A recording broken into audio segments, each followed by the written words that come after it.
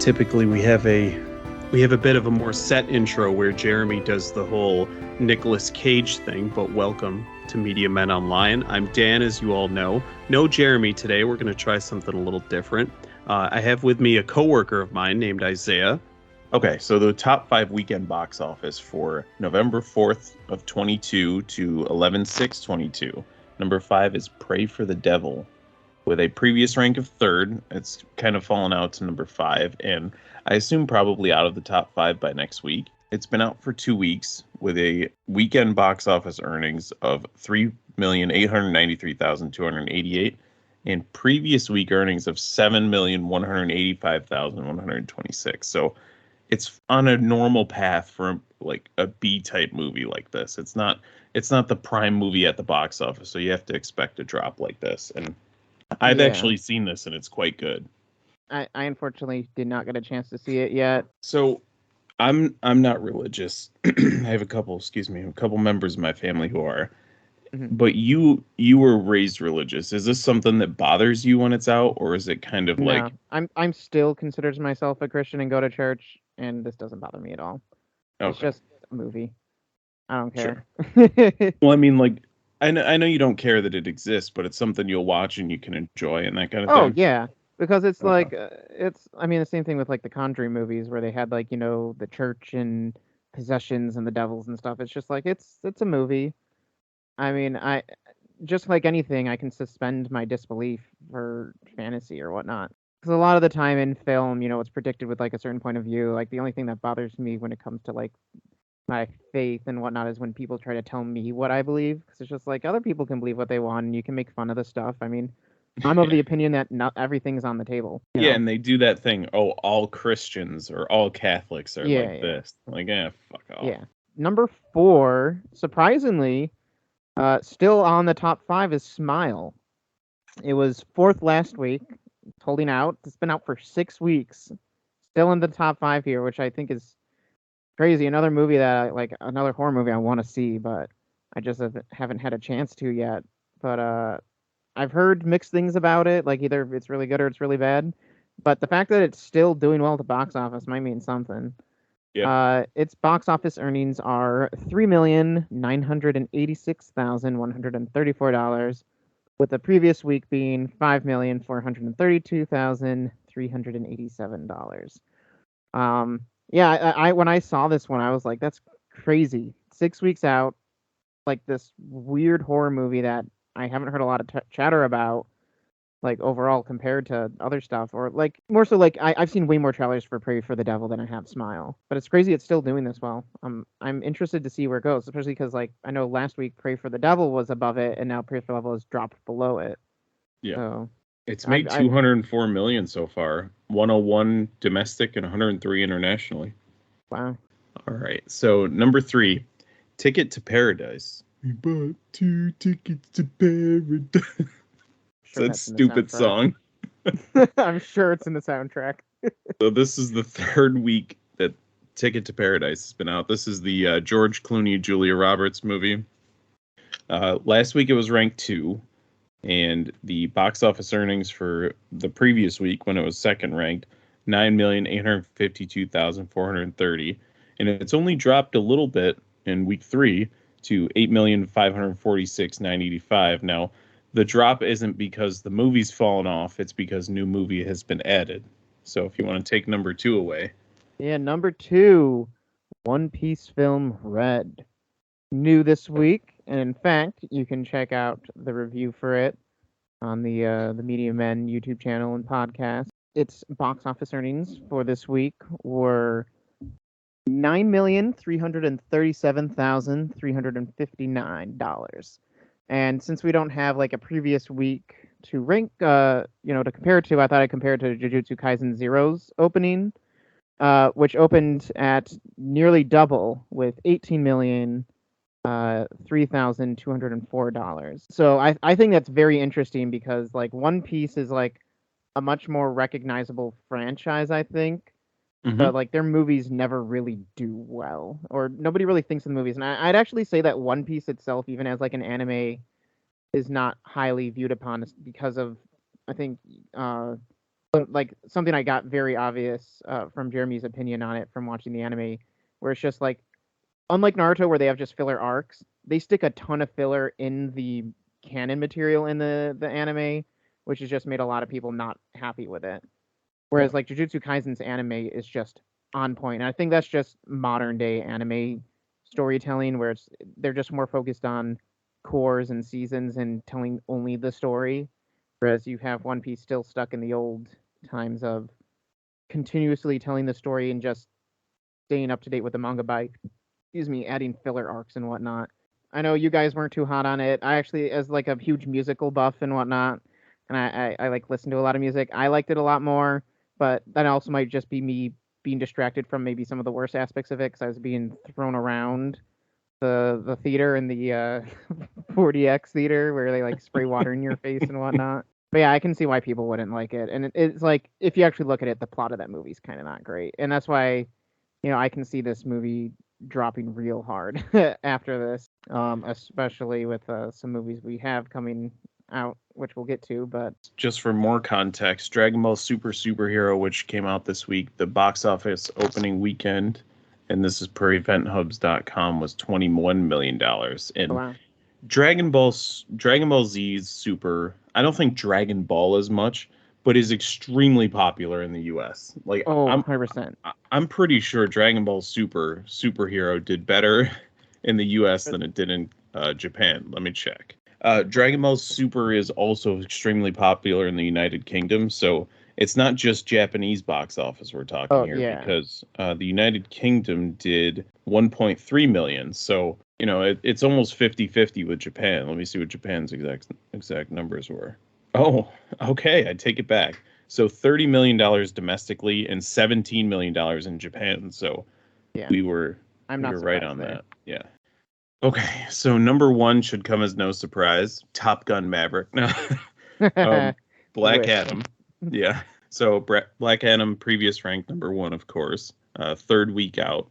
Previous week earning 27,472,140, and box office weekend earnings for this week is $18,271,625. So it's fallen off a bit, and we know Black Adam's going to get knocked out of the number one slot for this week.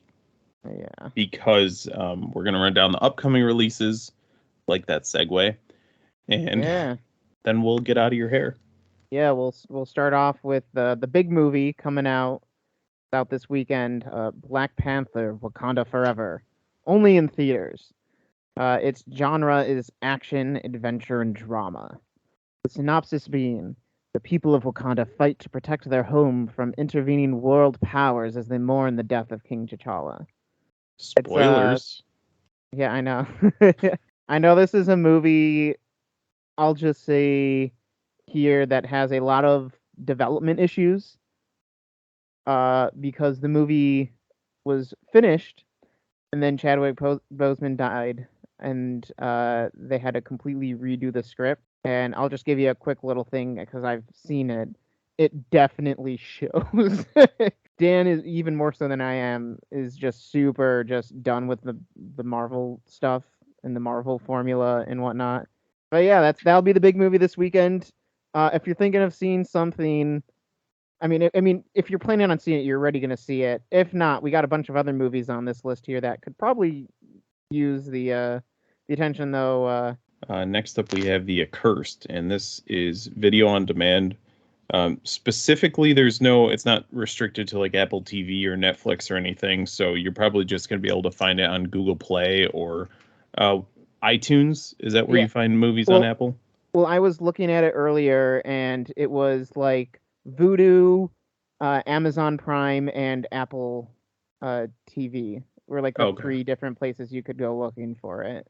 And yes, to confirm, it is available on Google Play as well. It is awesome. And it's a horror movie featuring Mina Savari and Meg Foster.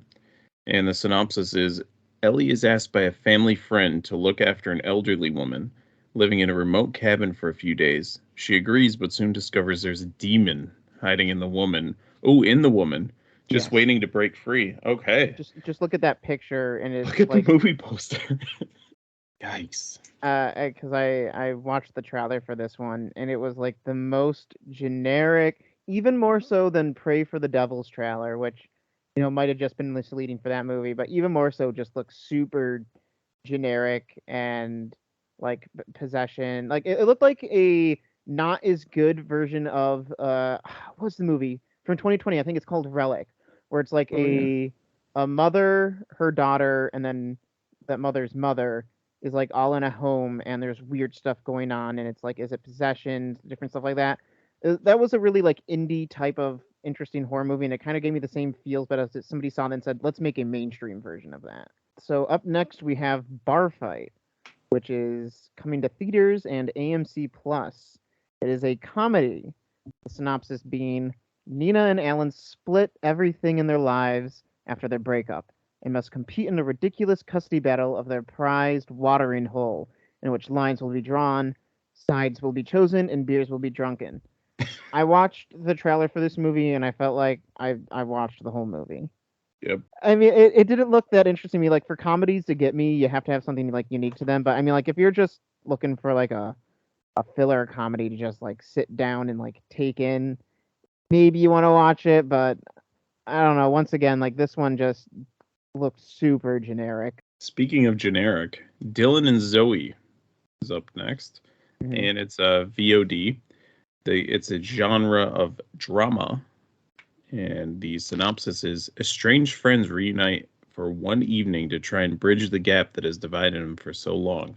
Of all the movies we've talked about so far, if I had to pick one of them, I would actually maybe check this one out because it was the one that seemed like it had a little bit unique of a spin, but at the same time, the way it was shot, at least in the trailer, looked super generic. The And actress's the name is story itself, Claudia Dumit. This is the Fablemans, and this is coming to theaters. And I've been waiting on this one for a little bit here. It is a drama, and the synopsis is: growing up in post World War II era Arizona. That's a tongue twister. A young man named Sammy Fableman discovers a shattering family secret and explores how the power of films can help him see the truth. And this is essentially a Steven Spielberg. Isn't it his? I know it's based on a kid named Sammy, but isn't it basically his life story?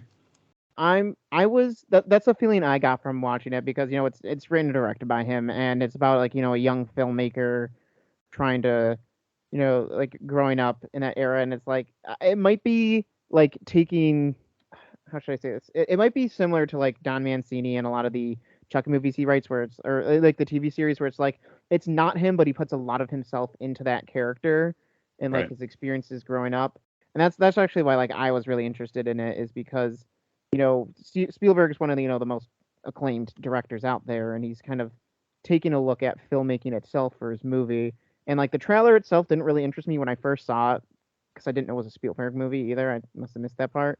But like Yeah. looking more into it and wanting to learn more about film, it is something that would interest me. And so yeah, like all the movies we're going to talk about, this is the one where it's just like if I had to pick one of them to watch, only one of them, it would be this one. Like even though like if I hadn't watched Black Panther yet, I'd still want to watch this one Yeah, over it like seems all it those. seems like this is one of those based on a true story type of things where they take an outer shell of a story and over dramatize it for theater, which is kind of basically what all the stories are. It's just an over dramatization of of a normal life story for the most part. Eh, So I'm really Kind of. excited about this Fablemans. So Next up, we have Sam and Kate, which is coming to theaters and Apple TV.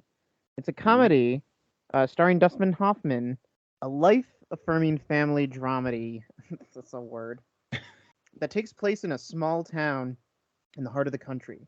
Dustin Hoffman plays Bill, a larger-than-life father to Sam, who has returned home to take care of Bill and his ailing health. Uh, while home, Sam falls for a local woman, Kate. At the same time, Bill starts to fall for her mom, Tina. The course of true love never runs smooth, and these four will be forced to confront their pasts while trying to make new love work in their lives.